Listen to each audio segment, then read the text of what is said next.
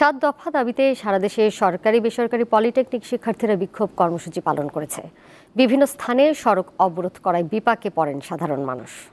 ওয়ালটন এখন দেশের সীমানা পেরিয়ে পৌঁছে গিয়েছে 50টিরও বেশি দেশে। ওয়ালটন, ঘরে ঘরে বিশ্বজুড়ে।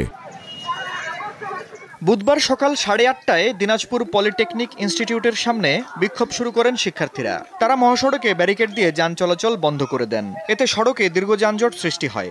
রেল লাইনে শিক্ষার্থীরা বসে পড়লে ঢাকার সাথে উত্তরাঞ্চলে রেল যোগাযোগ বন্ধ হয়ে যায়। প্রশাসনের আশ্বাসে কর্মসূচি প্রত্যাহার করেন শিক্ষার্থীরা। গাজীপুরের চান্দনা চৌরাস্তায় ঢাকা ময়মনসিংহ মহাসড়ক অবরোধ করেন ডিপ্লোমা প্রকৌশলীরা। কর্মসূচির কারণে ভোগান্তিতে পড়েন জনসাধারণ। এছাড়া ঢাকা টাঙ্গাইল যমুনা সেতু মহাসড়ক অবরোধ করেন টাঙ্গাইল পলিটেকনিক ইনস্টিটিউটের শিক্ষার্থীরা।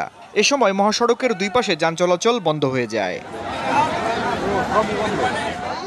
দাবি আদায়ে রাজধানীর তেজগাঁওয়ে সড়ক অবরোধ করে বিক্ষোভ করেন ঢাকা পলিটেকনিক ইনস্টিটিউট সহ বিভিন্ন সরকারি বেসরকারি কারিগরি শিক্ষা প্রতিষ্ঠানের শিক্ষার্থীরা। পরে সড়ক অবরোধ প্রত্যাহার করে আন্দোলনকারী শিক্ষার্থীরা 7 রাস্তা মোড়ে অবস্থান নেন। অবরোধ প্রত্যাহার করার পর 7 রাস্তা মোড় দিয়ে যান চলাচল শুরু হয়।